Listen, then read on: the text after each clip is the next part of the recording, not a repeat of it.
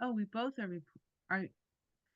All right. I think we both are recording. I may ask you to send me your recording, but we'll figure this all out. So I'd like to welcome you to the Leighton Inclusion Interview Show.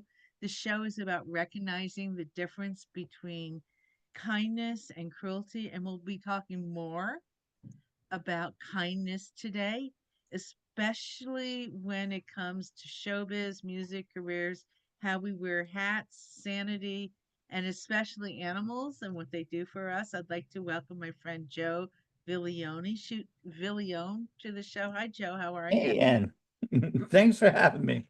It's a pleasure. Joe has been a friend for over 20 years.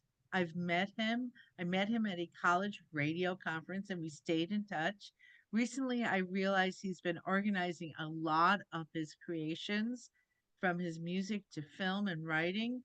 And he's also coming up with new projects from friends and even charting his creations.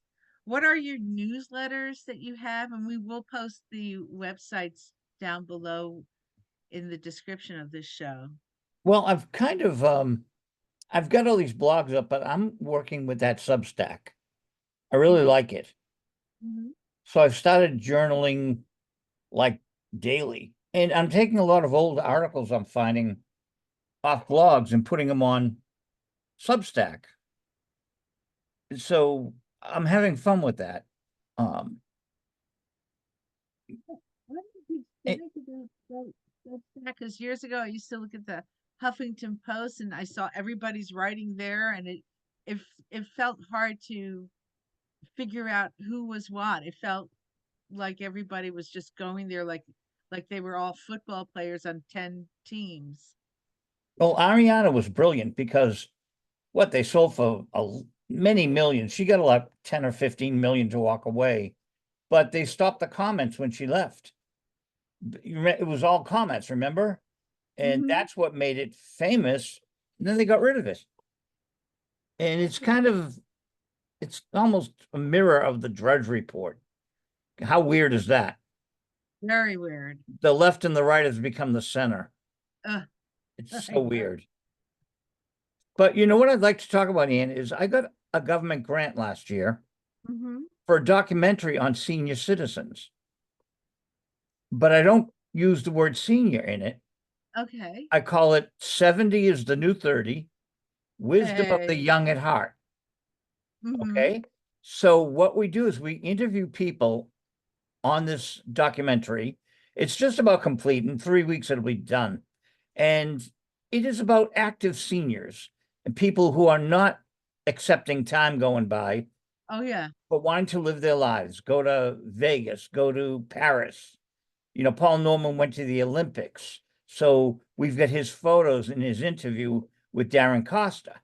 Wow. So a lot different from my Marty Ballin DVD. But when you get these grants, you have to make it towards the city. And the cultural council loved my whole idea.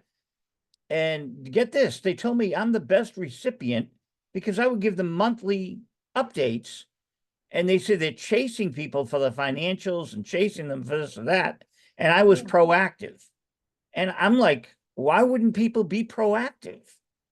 Yeah. You're But doing this project, you get money for it, do it. yeah, and you nobody is an island unto themselves. If someone's funding me, hi, here's what we're doing and I'm confused or I need help, right? Well, the fact that I would stay in touch with them and get the help, they knew I was serious. Yeah. So I put in for a grant in October to do the soundtrack and they rejected it, right? And then in March, they said, "Oh, you've been accepted." They did an about face and I got the check yesterday. How wonderful. I'm like, whoa. And so we got a soundtrack album with Peter Cato all over it. And Peter wrote a song specifically for the movie. Carly Simon's music director, Jimmy Webb's music director. And he Right. goes, Joe, I wrote you a song for the film. So in the closing credits, it's the only time we mention senior because he kind of has a comical look that, he's our age. So it's like, we're all getting older, but it's really cool. Right, So right. I've got this documentary showing the good side here. But the maintenance guy, really nice guy, he's in here fixing my sink. And I told him about the documentary. He said, make us look good. I said, oh, yeah, it's all lies because, it's an insane asylum here. He said, it is. It's an insane asylum. I call it one flew over the cuckoo's nest. You're in a senior housing Yes. And and unfortunately, even though it's supposed to be a safe zone, they put some people who are aging and they're kind of crazy. I mean, one guy with an American flag on Route 99 out here, a major highway, waving the flag in the rain at 10 o'clock at night, pointing provocatively at cars, and he gets very racist inside the stores where they ban him. oh, yeah, he So, must not be easy to live with. no, he's not. And I keep saying you can't put the nice people, of which there's 95% here, but you got 5% of people that bully. Right. And there's a whole page, someone up 3 or 4 towns away has a whole site on the bullying at senior housing. Huh. So this is really an epidemic across the country. It's not just here. You got people who are losing their marbles and they cause trouble. And I Well, got other people that just want to live their lives. And, I was playing piano for them for 2 years, volunteering. mhm. The elder services asked me to play piano, but 2 or 3 people ruin it for everyone. That is kind of true. I mean, half the reason we have some laws on our books is because of the small 2 to 5% of people that are troublemakers. But that, if you put the whole population together of any major city or even a full country, that ends up to being a million people or millions of people. So it is. How do you regulate that? Well, they don't. They turn a blind eye. So, because I'm proactive, we needed recycling barrels, okay? Sure. And the city council is a great guy, the former city councilor, Darren. He also co-hosts my show. He could not get the barrels. So when he left, I took the incentive with his work and 2 women and a state rep, and we got the recycling barrels. So, Ann, back behind the house, you have piles and piles of cardboard and varmints, and a dead rat and what a raccoon family, and you can't have that around seniors. Right. You you No. you know, and there's coyotes out there in my backyard. Yeah. So it's a big cemetery where my grandfather and my sister are right behind me, and but coyotes, and you hear them at night, and the city council talked about it, but there's no solutions. Well, yeah. I mean, a lot of people aren't going out at night, and that's probably what's giving the coyotes a lot more boldness and daring to Yeah, do that. yeah, so um again, it is something that's people just don't know. Oh, senior housing, everyone's living there and everything's fine. No, it's not fine. But in my So, documentary, it's fine because we're on to the positive things. The technology. Isaac will tell about how they help the seniors with technology, with their laptops and their phones. And on Tuesdays, you can go and get them fixed for free. I need that. Yeah, Let's talk about the bullying. So, what, in addition to there being some less than nice residents, some bullying residents, are those the only folks that are problematic in senior housing, or are except for there? the housing itself, because they don't want to know. So a lot of the seniors, like some friends of mine at coffee hour is on Friday. And friends of mine will not talk up. They said, we don't want to get thrown out. So they will not even bring up that there are problems. Would they get thrown out if they spoke up for themselves? They're trying to get rid of me, but Oh, I'm the wrong guy to. step on my toes, and I can't tell you the legal stuff I've done because some of it's confidential. Sure. Okay, but I'm, it's wrong. My back hall lights were out for 3 months, pitch Mhm. black, and I'm on the second floor. And there's a lovely lady across from me. She's really sweet, and her son and I get along. He takes care of mom, comes over, and before Mateus moved in, um, she um, she speaks only Spanish, and so Mateus speaks Spanish and Portuguese and Danish. Mateus is your housemate or roommate? Um, well, he lives around the corner, his legal address, but Okay. he's my PCA. Uh, Professional care assistant. oh, sweet. Okay. I mean, yeah, he's my significant other too, but that's beside the point. Okay, Mateus. But we met at the gym, and he cooks for me and helps clean the house, and he's just amazing. But he's got a legal address around the corner Mm-hmm. because I want him on the lease here, but it's a battle. If they don't give me my services, and I pay rent, Right. and so that's really sad. And so, like I said, some of the tenants are really scared, and they're obedient. Right. But the town drunk is the best friends with the city councilor, and his aunt is the housing coordinator. That's nice. So I've taken him to court 3 times and got restraining orders on him. Basically, I'm playing piano when he tried to drag me into the bathroom for sex. This this sounds so much like the Bronx, where we're fighting legal battles against some of our leaders that are corrupt. But we're in the twilight years. We're not supposed to be, I'm not supposed to wear a legal hat. And I'm pretty good in court, but I'm not a lawyer. So, at the end of the day, you got to have legal advice. I think at the end of the day, first of all, you growing up, you were a contemporary of the folks in the Velvet Underground, so they I were knew them tough all. kids. Yep, yep. And Put on a Mo Tucker record. yeah, you work with Mo Tucker, and I guess even lesser known members of the band like Willie Boom Boom Alexander was I was his on. manager. I signed him to RCA Records in Europe. Isn't that amazing? So And you then after knew. RCA, Elliot Murphy joined the label Right, and he when we wrote went to albums. Music Disc. So Elliot and I were talking because we were label mates. New Rose Records as well. They So founded it on me. Do you know that? what? They founded the label on me.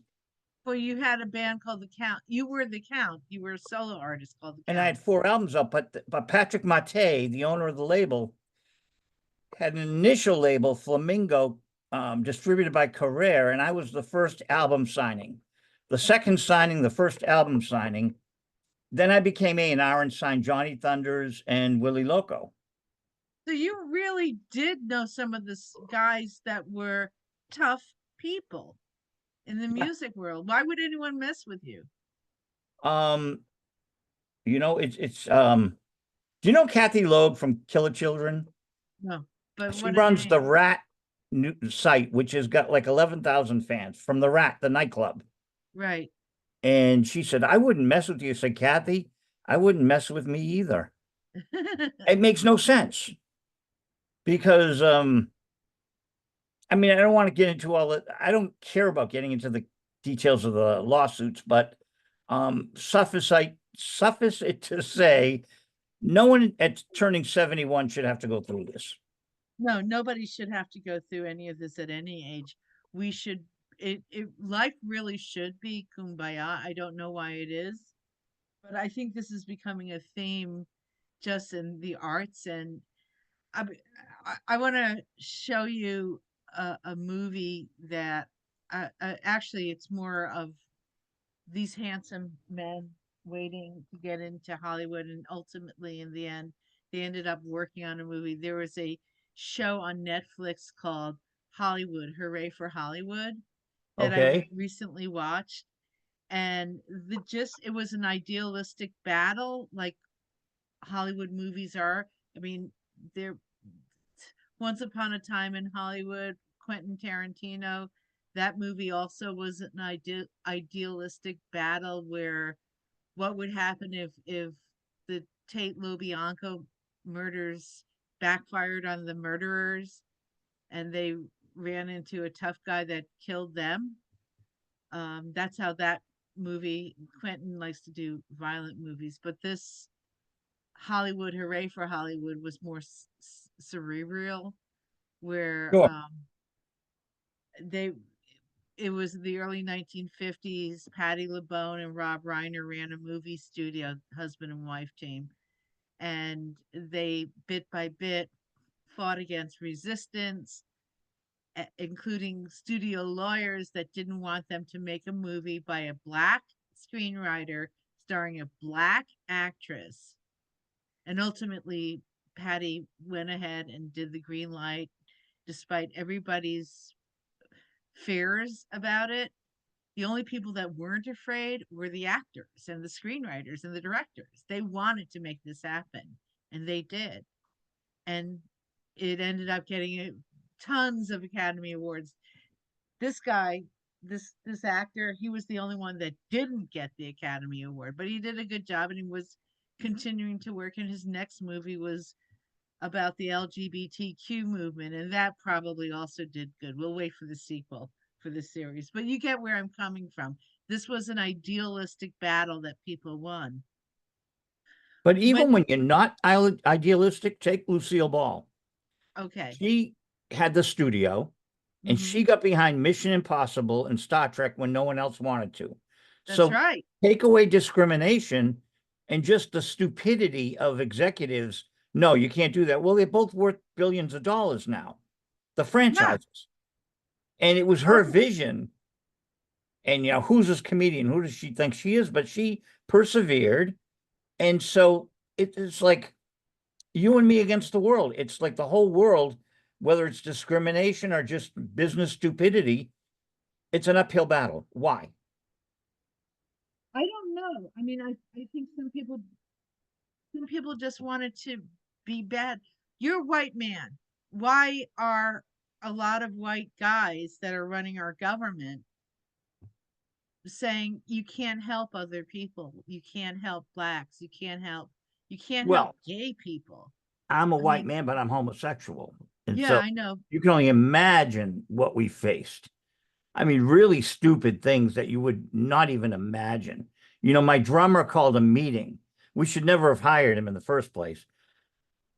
Joe has to tell everyone he's a homosexual. Can you believe this? In like What 1978. you have to tell people. I have No. to tell the whole band. I have to come out of the closet. I was never in the closet.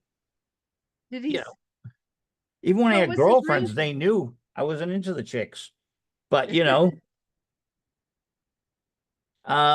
so you just run into really dumb people who, um, and we should never have hired him. He was a terrible drummer. Yeah, you're Go figure. fired. And so there you go. I went to Berkeley and he lived with me for a while. And he was always making noise, but he couldn't play drums. And you know, uh, Bernard Purdy and Steve Hawley are friends of mine. They're two of the greatest drummers in history, right? Then you live with these people who I went to Berkeley. I'm a great drummer. No, you suck. You really do. And you're a bigot. And Yeah. so, and that was like 50 years ago. And you still face pockets of some of my best friends are, yeah, right. You know, some of my best friends are, whatever. But they all have this bubbling hatred of people. Oh, I mean, downstairs, right? Okay. We've had multiple new tenants, and some really nice ladies. One lady fell, and I went down to help her, and the Good. fire guy said to me, "She's fallen 5 times this week." And I go to housing and say, "We got to get her into." Oh no, it's up to the family. I said she's got to get out of here because she's going to hurt herself, right? So she's gone, and we get this new lady who's lovely. In fact, her daughter's a friend of mine, which we just found hilarious, right? She moves in, and then Lisa goes, "You live upstairs from mom?" I go, "Yeah." So, um, the woman downstairs who's a bigot says to me, and she's white. And her daughter said, how would she know my mother's white? Because she hadn't even met her yet, but and she's white, and she's one of the troublemakers. Um, she called the police on me for no reason when I moved in, just to harass me. So I went Wow. right up to the cops, me. I just, officer aggressive, very nice. Said, officer, I'm living my life, and they're just harassing me from day one. He knew them. He went right up to them and said, knock it off. Good. Yeah, but I they wish. called the police on me, and I turned it against them. But is that I wish. crazy? Yeah, it should.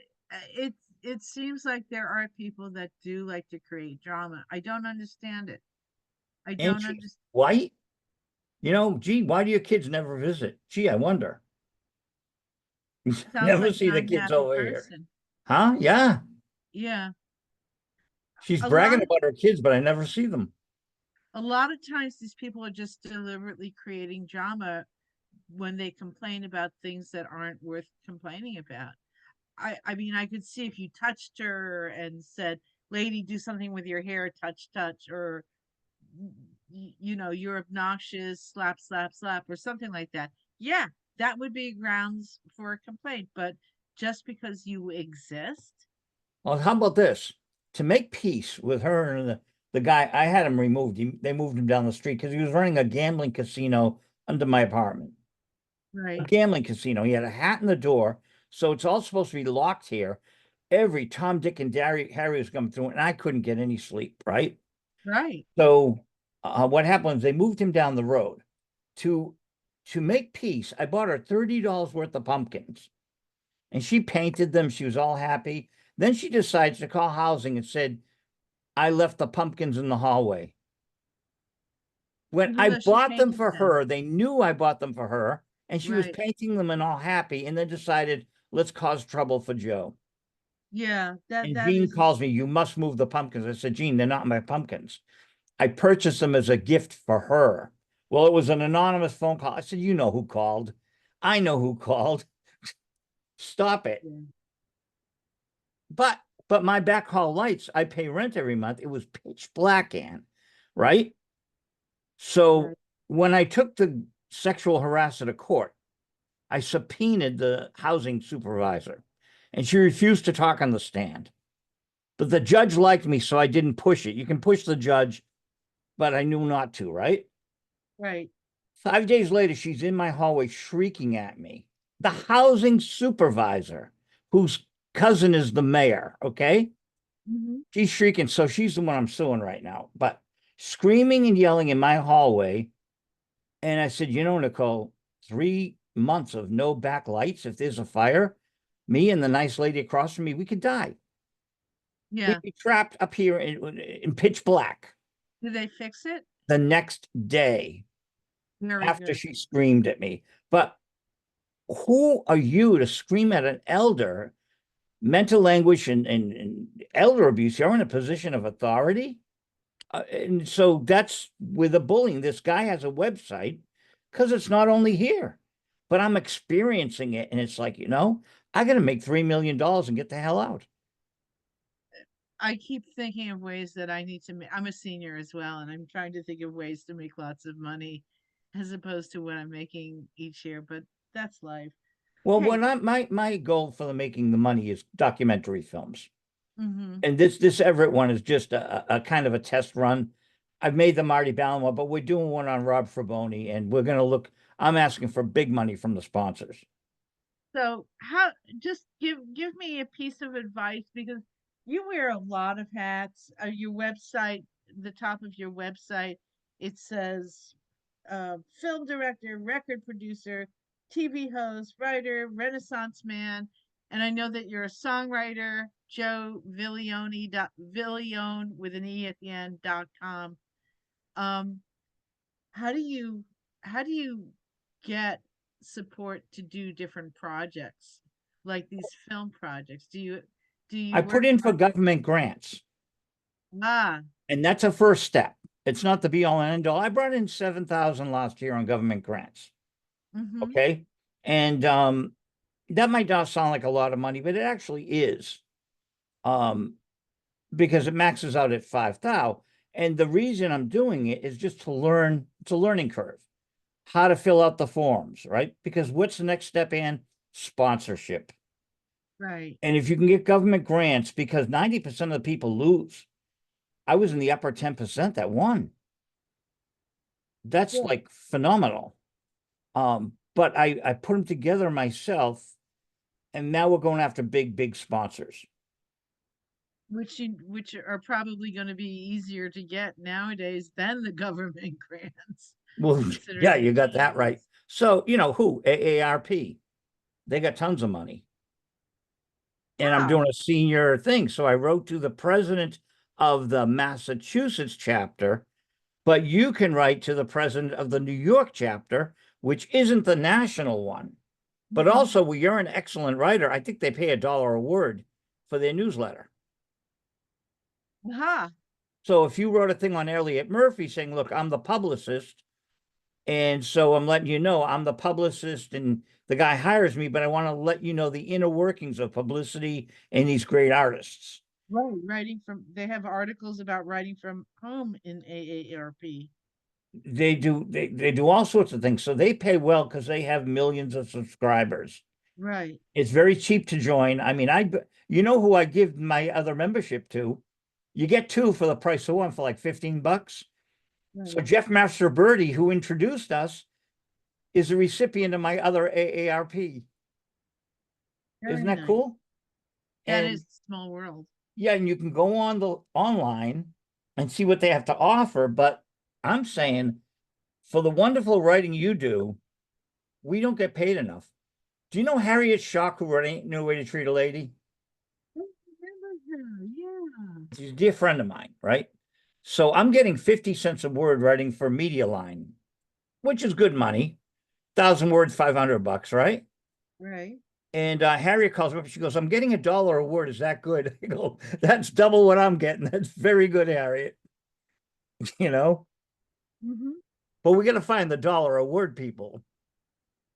That's me actually. In some aspects, if I'm writing a bio or doing a press campaign, I Right. would say that would probably be in the neighborhood of where I'm working.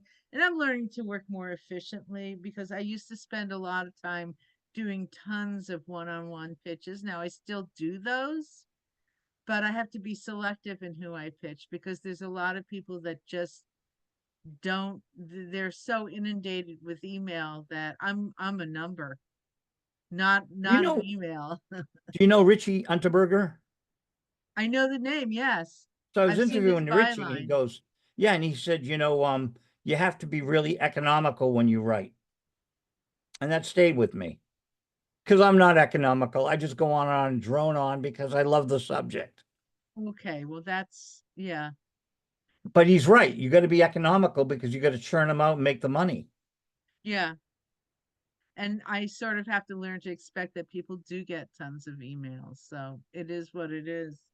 My friend Ariel Hyatt will send the same email out a few times and she'll just write resend to the different journalists in hopes that they do check it out.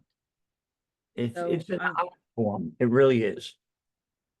And yeah. I don't think people read enough of the emails, so they don't educate themselves. So I sent one out tonight and I sent it to you about how to submit to AMG.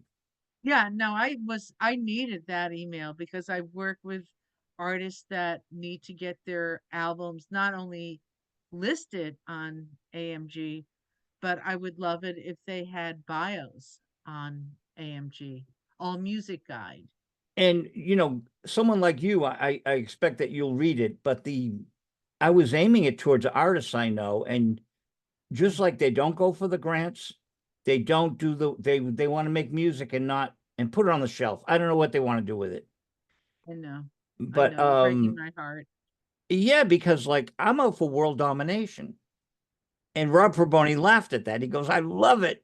I go, but yeah, but my world, whatever my world is, whether it's a piano album or whatever, I want world domination in my world. I don't have to dominate your world. I just want to dominate my world. Well, I have a parallel belief in that we're as a music publicist or a musician, I'm bringing my wares to market, and my job is not to be is yeah, there is a music business, but there's also my music business. And my clients, my customers, people that are journalists, all the way to people that are artists, it's just a unique path. And it's funny, I work with the Yardbirds, I do social media for them, and your friend John Lappin is their publicist as well. And Just set up a interview tonight. very nice with Jim McCarty. Jim McCarty on March 31, but here's the secret. We're launching a Rob Fraboni show, so Rob will be interviewing Jim with me. Oh, how cool is that? Robert, who's worked with the Rolling Stones. And Bonnie Raitt was his girlfriend for 5 years, and he Wow. won the Grammy with Keith Richards, and his hit was Eric Clapton. He produced Hello Old Friend. And Rob is also working with you on a film Documentary soundtrack. film. Well, we're going to do a TV show. So we're Okay. launching the TV show on YouTube and then the documentary film, because my logic is we go on YouTube with Bob Dylan, the fans are going to send us audio, pictures, and all that for the book. Oh, sure, sure. And And you'll then the get a lot of documentary. So viewers. even though we get tons of stuff, I want tons more because I'm a Right. perfectionist. And Blondie Chaplin, who sang Sail On Sailor, well, that's one of Rob's Boy. acts. Ah, It's probably how he got in the Rolling Stones, through Rob. He's been their cool. keyboard player. So when we have Blondie on, the Beach Boy fans will go nuts. And we'll get video and audio, and it's there's a method to my madness. And I do intend to make millions of dollars. I'm not doing I, this for my own. I'm doing it for history, and I'm doing it because I want a mansion in Maine. uh, thank you. Good for you. But so here's an idea for you. And maybe it's you organizing it, but Isaac is probably the youngest guy in my documentary. He's like in his 20s, and he does the technology for the seniors. Bring me Mm-hmm. your cell phone, right? And when I gave him the rough draft and the cultural council, the rough draft, they were raving about it. And I'm like, wow, we need so much work on this. But all of a sudden, this has to be done in every city in the country. He loved Right. it. So if you like what we do, organizing in New York, wisdom, 80 is the new 40, Well, right? what I'm actually doing in light of what's going on in the world, and I'm convinced that some of the nasty people don't realize what's going through their brains and their eyes, that their observations are not quite there yet. Some people don't know the difference between kindness and cruelty. What I do is I lead poetry classes and workshops called the kindness session, and I'm building that. Well, And like that's, Darth Vader, they've got a good side to them, but you got to find it. well, yeah. And there are stories. I'm recently I interviewed John Poveromo, who's a comedian, and he's doing an MS uh telethon, actually Wednesday the 26th of March through the 27th, this coming week, a day after this post on YouTube, and he'll do another one next year in 2026. Um, but he's some of the folks that have posted on his social media, he's taken them to task and say, "Hey, are you okay?" via text. And that's something that Sarah Silverman has talked about doing as well. So there is pain. I know that you and I have mutual friends that have bullied other people, including me, or other friends, and they're in pain. I know that. I'm aware of that. I don't need to subject myself to them because I'm going to spend my whole life trying to please them and not get to the bottom of their emotional issues, Some unfortunately. of them are just plain mean, and that's sad. Well, yeah, but I don't know why, and it's not my job, and I can pray for them, and at least I've learned to recognize it. It's And my that's, job when they're in my space. I got to find out how to live without them. yeah, well, Yeah. I've become very good at that. Anyone who causes me a hassle, I just very politely say goodbye. We can say God bless. We can send them good vibes, but I don't want them in my space, be it drug addicts, Right. Right. anything, alcoholics. I can't Build help them. I build can't your cure them. yeah, build your circle with people that are in a similar mindset set as you. And you guys that you will change the world. And Well, I I don't mean, see you sipping on vodka, so that's a good thing. no, I'm a I have liqueur that's like 10 years old, so behind me. So that's my that's my booze. I have water. Yeah, but you know what I'm saying. We're coherent. We're not. Yeah. I Well, actually I actually have started using little bites of gummies.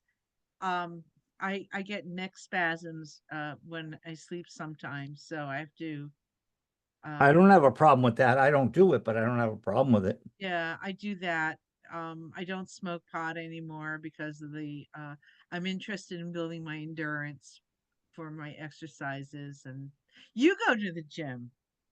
Well, we're very, Mateus and I are very popular at the gym. And that's the weird thing because here I get hated.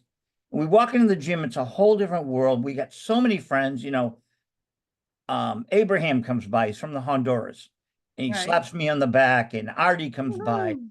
And we just got all these friends that are all just very chill. Like the first thing Mateus said to me at the gym when we met was, this gym is very chill. And um the majority of the people and the staffers are lovely, right? So you walk into this world where everyone's improving themselves. Yes. Even if they do just a little, it's better than being on the couch at home eating bonbons. Yeah, yeah. And so we go into the sauna, and this is a funny story. So the second time I met Abraham, he's talking Yeah. about his son playing soccer. I Mm-hmm. know nothing about soccer, right? But I start conversations and then I shut up. So I'm talking about his son doing soccer, and there's some Japanese guy, and Mateus walks in the room, and they all start talking about soccer. Not that Mateus or I know anything about soccer, but I'm not saying a word. And then they're like, "Why aren't you talking?" I don't need to. We get the Right, right, conversation too. going, and and so I'm in the swimming pool, and this guy Scott goes to me, "You're very popular here." And I go, "Really?" He goes, "Yeah, you are." And then I see this woman with her boyfriend. They're a very good looking couple. And this guy fell in love with me. This Mm-hmm. guy at the gym in the pool fell in love with me, right? And I didn't have the same feelings, but he's raving about me, and she goes, "You're very popular here," and it's just like, wow. So we just, I said to one of the staffers, people want to talk and they don't know how to break the ice. Mm, And so when sure. you're talking, people join in. It's really, and Yeah. they want to talk to people, but they don't know how. And me, I'm just a gab fest. Well, we also work in communication, so we know what it takes to talk and And to listen, listen. converse. We have 2 ears, we know that. Yeah. Because I don't monopolize the conversation. I shut up. Right, exactly. They're talking about the soccer. I'm thinking, all right, what's the next topic? So it's in my head like a talk show host, like I'm on with Elliot, right? And I'm thinking, Right. okay, we're going to talk about the Honduras. But there was no time. The conversation ended, people started leaving, but I was already with the next question. And, Abraham, what's it like in the Honduras? I want to know. Yeah, So, yeah, of course you do, because you want to stay home with your cats. Keep going. no, well, I mean, there's Timmy from Vietnam, and there's Mhm. it's like the Airbnb I ran. It was the United Nations. And Right. that's what the gym is. It's the United Nations. And we're all from different walks of life, but we're all getting along. And I haven't gone. I went every night until like housing started messing with me. So Mateus goes and I stay home because I'm just really upset, right? Hmm. I'm getting readjusted now. We're going back to the gym. But Good. it's fascinating when you come in and people haven't seen you. And Joe, where have you been? And when you're missing in action, it's nice to see that they missed you. Yeah. Yeah, I can totally dig it. I But mean, that's mhm. our world. And then you hear it's senior housing and everything's tense where you live. Yeah, that's not cool. Well, it's I not was us. Yeah. No, and it's not everybody, but yeah, there are a few isolated people, or it might take administration longer to follow your request. I like that you offered some parallels to at the gym to creativity and physical fitness, because you're meeting people from all over the world, so you are expanding yourself there. I think that's there are so many wonderful parallels that you get from different existences when you're an artist, and You know, here's one. see them. I was on the treadmill. There was a tall guy. He was a very good looking man, but he Mm-hmm. seemed very cold and aloof, right? Mm-hmm. So then I'm in the pool and he comes down there, and a bunch of my friends come in and I'm saying hi, goodbye to everyone, right? Right. And the guy who was so aloof made a point of saying goodbye to me. And it was Uh-huh. like, it's infectious. It's infectious. The Yeah. good vibe. And I noticed that people want to talk to other people, but they're afraid to say hi. Mm. And the staffer said that to me, when you guys have no inhibitions and you just talk, then you get this friendly, you meet all these people. And then, you know, they might not be friends, although some of them are. I go to the movies with some guys and, you know, dinner and whatever. But it's just a nice atmosphere that I don't find where I live. Yeah. And it's I would love to be able to bring it with some of the places I live. I sort of sometimes in my neighborhood see myself as being a little aloof, so I make the effort when I'm going into the laundromat or leaving the laundromat to talk with the laundromat owners, or just say thank you when I'm leaving.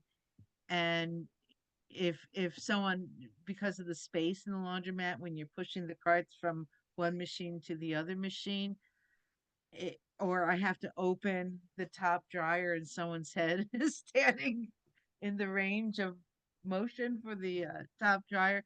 Hey, I'm sorry, I have to open this. Can you move a little bit so I don't bop you? So I want to make the effort to talk with people, because working at home as a writer, or if I was working on radio nowadays, which I'm not, but any in isolated field, you definitely need to find ways to connect with people. Well, here's a formula I have. There's two Okay. straight friends of mine, right? And they don't have steady girlfriends. Mm-hmm. And I'm like, get your business card together. Oh, and one, I'm not going to say who, but he was like, well, I had a 10 for a girlfriend and I'm a 6. I go, how can you do that? You're a 10 when it comes to your skills with the computer and your skills with building houses and stuff. You're a 10. And you're looking at looks and this and that, and your girlfriend was Yeah, 10 and you're a 6. I said, I'm a 10, man. I know who I am and I know me how smart I too. am. Right. But I have the business cards Exactly. and I hand them out at the record store. I hand them out everywhere. And so I say, take a look at my website. And they look at my business card, but then they get the business card and you get random phone calls. But I'm saying to these two straight friends of mine, you guys are sitting at home on the couch. Get your business cards and go to Planet Fitness with his women and go meet them. Because Right. I start conversations, and Mateus is very conversational too. And we just, he's talking in Portuguese to some people at the gym. Friends of Uh-huh. mine, but I don't know what they're saying. But it's funny, right? But it's all conversation. It's all taking the initiative to say hi. Yeah. Yeah. and And and then you'll find people want to talk. The majority of people want to have a conversation. yes, they do. They do. They're And you afraid. can take your they're afraid too. And you can take But your if time getting to know people as well. If you you're hand a business card nervous. in, Leighton, Media Solutions, um, what's Media, it? music services, Yep, motivation. right. And it's like, wow, this is cool. I mean, look at the top of my website. It's a jungle. what's my website? It's just a haphazard jungle because I like it that way. Sure. You could, my interviews are, the recordings, the albums. Um, it's just a jungle, joeviglione.com. It's not It's a coherent. list. No, well, Well, it depends what you click and then scroll down and look. but Elliot's is very clean. I like it. And I advised him he didn't want to, he wants to do a live album. He doesn't want to listen to it. I said, well, John Pusat Dart has a lovely website, but he puts the live performances up there. You can have the fans vote on the songs. He goes, what a great idea, right, Elliot? I said, I because you have can a hear him nice, saying clean, that. huh? I can hear him saying that. What a great idea, Joe. You got a nice, clean site. Just have one more for live album. And then Pusat Dart, go look at Pusat Dart's site, and he's got all these musical live performances Yeah. that your fans can pick the next album for you. Because Elliot wants to do a live album, and he's recording everything. Oh, yeah. But that one thing on the website will get him more fans. I hear you. You, what? So, Bobby Hebb. I want to talk a little bit about Bobby Hebb. One of the greatest people who ever walked the planet. Yeah. Sunny. That was his song. Humble man. That song still makes $1 million a year. That's amazing. That's totally There was a amazing. Mercedes-Benz commercial a few months ago, or last year or something. McDonald's, Sunny Bank, amazing Nice. covers, amazing advertising, and it's just a song that everyone can. Jazz people love it, country people love it. It crosses genres. Was he on Varulven or New Varulven's Rose? my label, but he was on Hebcat Records, and I work with Okay. his daughter. I still work for the estate. I'm the producer. I am Bobby Hebb's producer. And I Wow. knew the great Jerry Ross was his producer who did Sonny, and Jerry and I were good friends. Um, I've got to meet so many record producers. Nick Venet.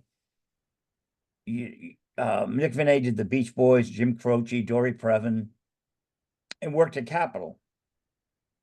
And his wife, Valerie Venet, was the fifth monkey. She was J.V. Jones stand-in, but then they had her on the show, Valerie Venet. She was in movies. Wow, I don't know her. Oh, Valerie is lovely. Join her on Facebook. She's got a big fan base because of the monkey. She was friends with all of them. Mm-hmm. She was with Mike Nesmith a lot. But then Nick and she divorced, and Nick was going out with Harriet Schock, which is how I met her, produced her albums, but Harriet's good friends with Valerie. So everyone's one big family. And Valerie's just a lovely person. When my life partner passed in 2014, Valerie was on the phone with me 2 nights in a row for like 8 hours a night.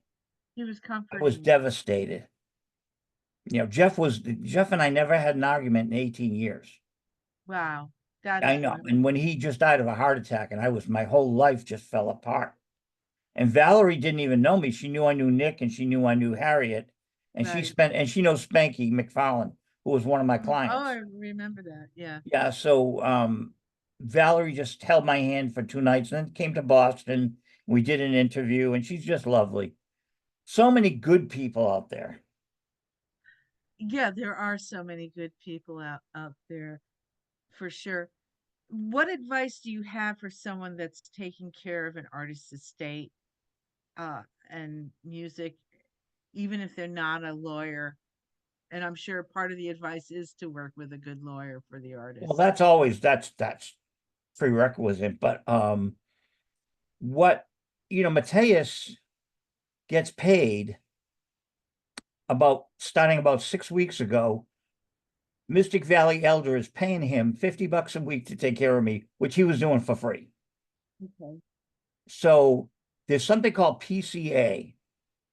So if someone has got an older artist, that's over 60, they can get hired by PCA to get up to $1,500 a month. See, if that's the next stage. Mateus is going to be he is my PCA through this program, but now there's a next level where they get 1,500 a month. They get to take care of me. Even taking me to the gym is taking care of me. You realize that? Cooking Cool. food, cleaning the house, taking elder people out. I don't think of myself as 70, but I am. Sure. None of us think of And ourselves as a so, certain number. I just put the timesheet in today. I drove him to work and I said, "You got to fill out this timesheet." We filled it out and I got it faxed over to them. So on Friday he'll get a check. Mm-hmm. So this PCA thing no one knows about, and it's across the country. So if you're working with an older artist, become their PCA, personal care assistant, Okay. and get the money from the government.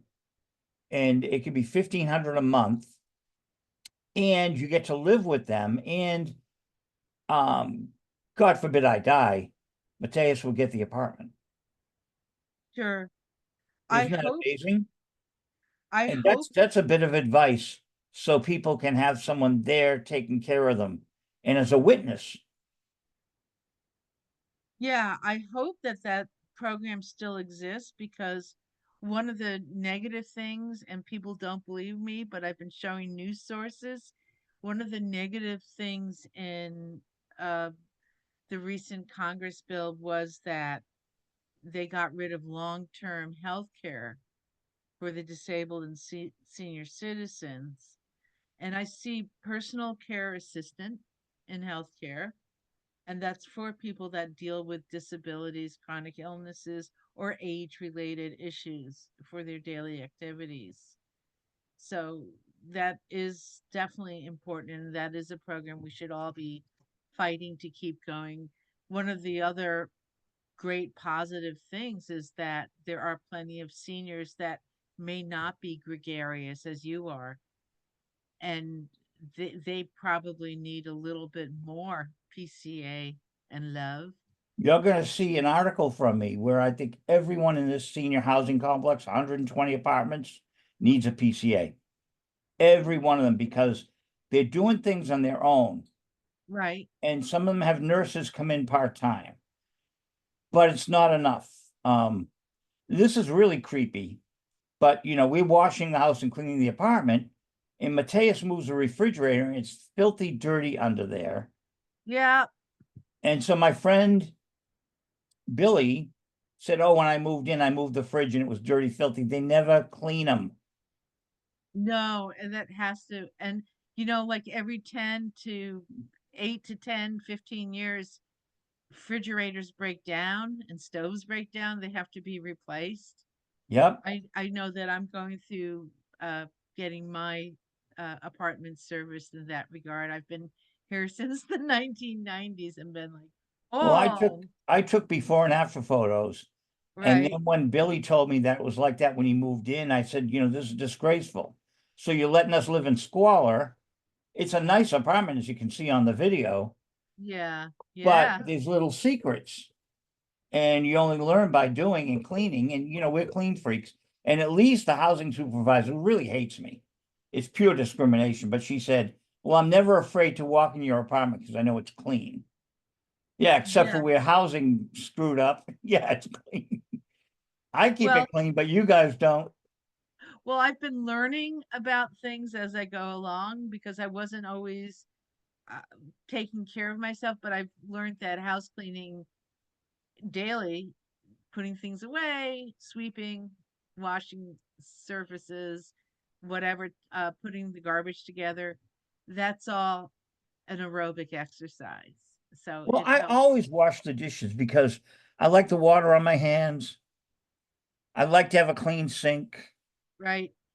And someone I dated for a little while had piles of depression and piles of dishes in the sink. There's a parallel there. And I Yeah. cleaned it. Yeah, I cleaned them. And it was like I got a picture the next day. I'm so happy to see my sink like this. Well, I couldn't help that person as much as I really loved that person. I had to say goodbye Just because because they were again, messy? huh? No, because they would drag me down. It was like Oh, this person hated everyone. I had to listen 3 nights hating his mother. I but mother and father bought them a $40,000 van. You can't say thank you. no, They yeah, watch Newsmax, Joe. Okay, they watch Newsmax. They're another generation, It's like, but they bought your van. right. But I Well, have to say this on behalf of some of the slobs. Sometimes it's the neat freaks that are dangerous too. So you not in this can't. case. Yeah. Trust me. Oh no. I was the best thing that happened to him. And I was Oh so yeah. hurt by all the hate festering towards Oh everyone. yeah. But That I it just said goodbye. varies. Oh yeah. But there, what I'm saying is, a lot of times it's, again, here we go back with stereotypes. There are some people that are clean and kind, and then there are some people that are clean and mean, which Yeah. rhymes. So But I, mhm, at 70, I like to swing to the positive. I hear you. Oh, I So love that picture. yeah, you have a new song that you're working on, but it's also available online. We can stream it both on your Substack and on YouTube. Yeah, I put Matter. everything up. I got 445 tracks up on Spotify. So what Whoa. the 445 tracks are, there might be 130, 140 songs, maybe 150. But there are instrumentals, mix one, mix two, mix three, Uh-huh. and I put everything up there like I'm Lou Reed. So I just act like I'm Lou Reed, and everyone wants to hear my outtakes and demos, right? Right. And again, it's a beautiful jungle. And if you go to Amazon or any of the other 28 sites that DistroKid puts them on, it's a beautiful array of my photos. One of the reasons that I wanted to interview you is because I noticed that you are continually putting your music out there, and you're making sure you're keeping track of your articles on All Music Guide and other places. And I think this is really great that you have this humongous catalog of creations and you're getting it out there. I feel like I have to do it because I did the work, we might as well keep exploiting it. Um, Mhm. and so that's just I like to save as much as I can.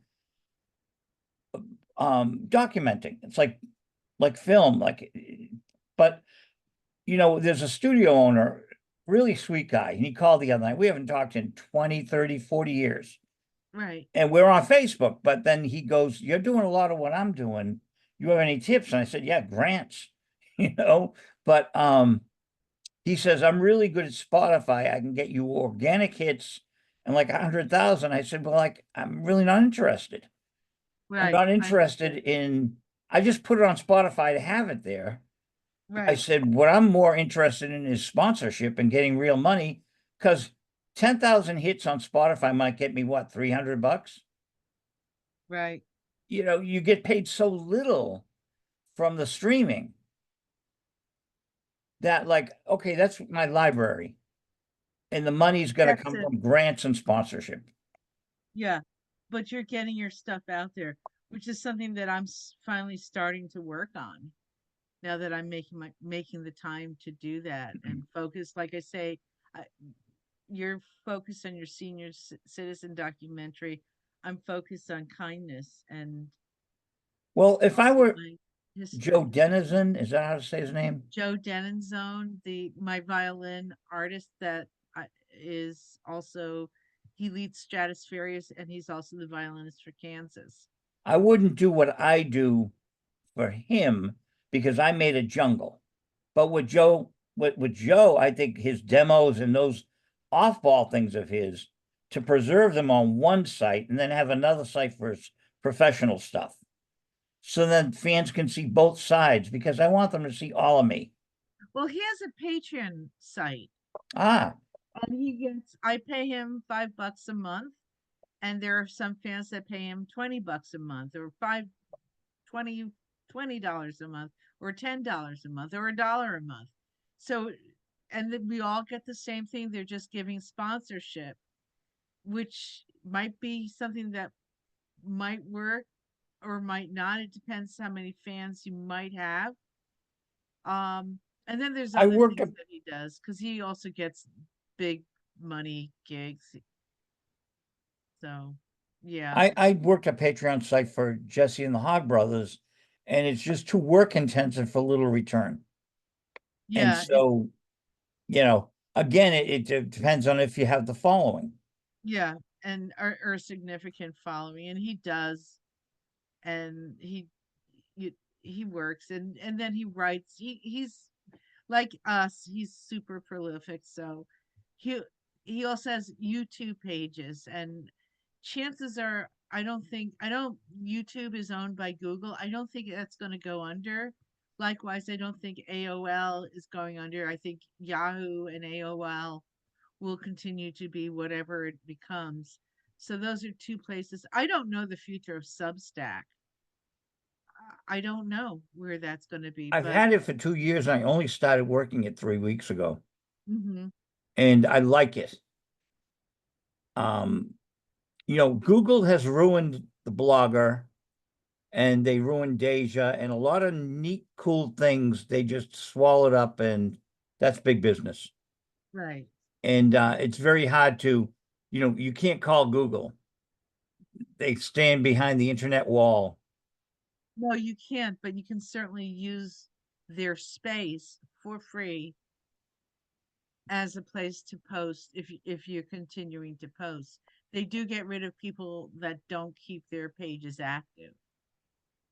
So there is that frustration. So it is what is matter of time So about I was and a, I've been a publicist forever, mhm, and my ex-business partner was the manager of Girls Night Out. And okay. Dee Dee Stewart walked into Don Kirshner's office and got a CBS deal way back in the 80s. She just walked into Don Kansas. Kirshner and got the deal. And she's a dear friend of mine. Hmm. So in 1983, she wrote the song Matter of Time. And I just think it's extraordinary. But since I'm not using names, I call my ex-business partner the manager that dropped the deal. This band Okay. should have been signed. The major labels all wanted them. They had a bidding war in Boston. And I'll give credit Yay. to my ex-manager, my ex-partner, who's the manager. She was a great local agent. She got the bidding war and got them 175 grand in 1986, Very nice. guaranteed, and they made more than that touring. So what Girls Nice. Night Out was, it was like a pajama party. They had original music with Downtown by Petula Clark, all the girl group stuff. They did girl group plus originals. Nice. And they had about 4 lesbians in the band, so there was a heavy lesbian crowd. Right. And that catapulted them because you had the regular club crowd, Hmm. but then all these women, and they had this huge following, and everyone loved them. But this song, Matter of Time, was extraordinary. And it stayed in my mind for decades. And I didn't tell Dee Dee. We went in with Peter Cato, who's a friend of hers as well. We're all Hmm. friends with Peter. And I blew them away when I just put it out. And the girls were writing me, they loved it. And I'm like, felt so good that Girls Night Out appreciated what I did. Nice. And Yes, it then does. and then I did that Itchy-Coo Park thing. Remember when Oh, Itchy-Coo Park I had the missed that. flange? Glenn Yeah, Johns and another guy put the flange. Well, I put that on it. And it really helps build the drama. It's just, I'm very proud of this album because I'm working with Fraboni and Kalo and all these masters, and I'm like, whoa. I mean, I got Carly Simon's sound behind me, her current sound. I like that. I mean, honestly, I do believe Ian Anderson used to say this about Tony Snow, the guy that was press secretary for Bush, too, which was Tony Snow loved to play the flute. And I met him towards the end of his life before he got cancer. And this was also, I believe, he was working at Fox on weekends. And we didn't know what it was going to become like as far as Republicans and the craziness of the Yeah. time. But I did. Tony loved to play the flute, and he was a humongous Tull fan. And Ian would say to him, boy, if Tony had gone after a music career by now, by the time that pre-Bush era where he was still doing TV, he would have been a master flute player. He would have been an amazing performer if that's all he was focused on. If he had chosen to go the direction of performing. And I'm thinking that about you and the way you can interpret a song, your pitch, the fact that you're able to have different musical talents, that your song interpretation, how you approach working on a song is so good. And I think that's one of your strengths is connecting with lyrics. Well, Bobby Hebb's daughter Okay. said, you have to sell a song. Now, her mother's a performer and her Uh-huh. father was a performer. And so between Gypsy and Bobby, she is a really good songwriter. I'm producing her and I'm giving her my same formula, Kalo, Lassard, Fraboni, right? So she's got the same crew I have. Cool. And she's amazing. But she said, you know how to sell a song. Yeah, And it's you do. all about selling the song in the performance. Yeah, So I don't, I'm not Barbara Streisand, I'm more Lou Reed, right? that's But fine. you For want to Elliot. communicate like we communicate at the gym, we'll communicate on record. Yeah. It's the Yeah. same, it's the same thing. You're just So, entertaining people. And even though it's a social group, you're still entertaining. You're mhm, getting them to talk and they're the entertainers, but you're the guy that instigated it and produced it. right. You're finding the talent, you're producing their conversation. It's still an art, like an interview, like what you're doing with me. Mhm. And we're Hey, having a lot of fun talking here. I'm totally enjoying this. I do want to wrap up the interview, and I what else would you like to add? What else would you like to share with us? That, like, as an artist, I'm not like jumping on the time frame. I'm like, okay, 13 years with Peter Cato to piece this album together. It's just about getting your feelings out. This is what I want. Some of these mixes, there's so many mixes. What I finally did, Ann, I cut and pasted, Mm-hmm. which Larry Sure. said it takes me still a lot of time, but it's a lot better than remixing because he was remixing too much. I'm usually Okay. hands-on, but he lives so far away, I'm not hands-on anymore. We're doing it by WeTransfer, but I figured out, okay, I like this, and I like this, and I like this.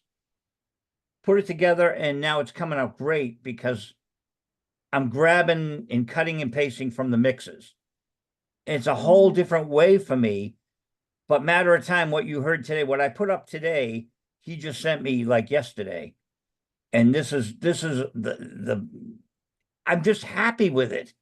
Mm-hmm. And will other people like it? Well, it's getting good response, but I got to make me happy. You Mm. paint your picture and you don't worry about, oh, does Ann Leighton gonna like this? Right. Well, hopefully she will, but I'm not painting this for Ann. I'm painting it for me as something that I want to express to the world. It's not an ego trip, it's just my art. Yeah. And, I think 200 years from now, I'm going to be very famous. Wouldn't that be? Well, we'll find out because we'll It's be like able Edgar to. Allan Poe. I Oh, know the stuff is good, but will people discover it 100 years from now, 200 years from now? Probably. right, right, right, right. Edgar Allan Poe was not appreciated. No, he actually was not. I mean, that's one of the things. I work periodically at the Poe Cottage on Kingsbridge in the Bronx. That's where I do. That's where we started the kindness sessions, and I go back there twice a year to do workshops, as well as another time on his birthday to read Poe and whatever new poem I've written that's been inspired by him. As a poet, I try to write songs that are coming from my experiences, but I also use the thing of, oh, what would Amanda Gorman write to this incident, or what would Poe write, or Oh, what if Van Gogh were alive suddenly tomorrow? Would he know that they appreciate him so much? wouldn't he love that? Wouldn't he love that? because they don't know at the time. They're just doing it. Yeah, Again, which great is, talent doesn't equal money.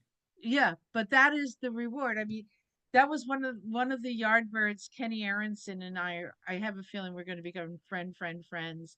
And everybody that's in music, where they're looking at how big they could have been had they have been whatever. And the joy that Kenny has where everybody loves him. And if they don't, they're friggin' idiots. I just want to say that.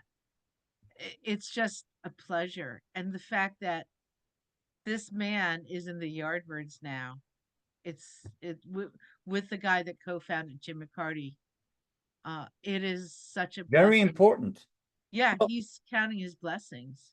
like I said to Elliot, you got 52 albums out. Bobby Hebb only had 3.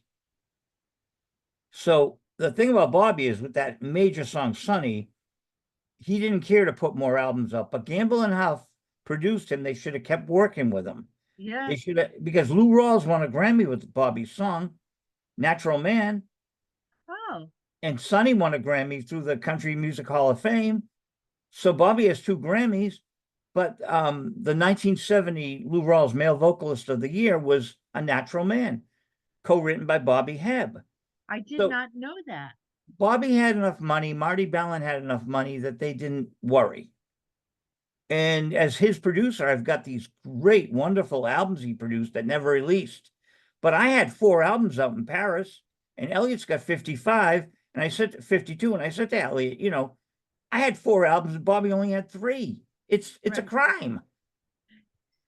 But it is what it is. I mean, I'd like to have record more songs than just the 5 that I've recorded. And so I have to learn the studio, and I have to improve my computer and collaborate more and focus. Here we are. I can waltz into the piano room 3 doors down. I have the key, Right. and that's Oh, where the laundry is. So everyone has a key to it. And that's where I wrote some of these songs. Lots of You in My Life. I just sat at the piano. There was certainly someone who inspired it. right. But I write this beautiful song that I love, and it's on this new album. And then I wrote Soul That Loves You, and then Peter Cato works his magic. So I just ship the demos off by phone. I might record it, ship it to Peter. He plays all the instruments. It comes back instrumental. I put a vocal on it, and that's the formula. I hear you. I'm going to wrap this interview up for millions of reasons. I want to thank you so much. And boy, this was a lot of fun. Thank you so much. Oh, it's been a blast.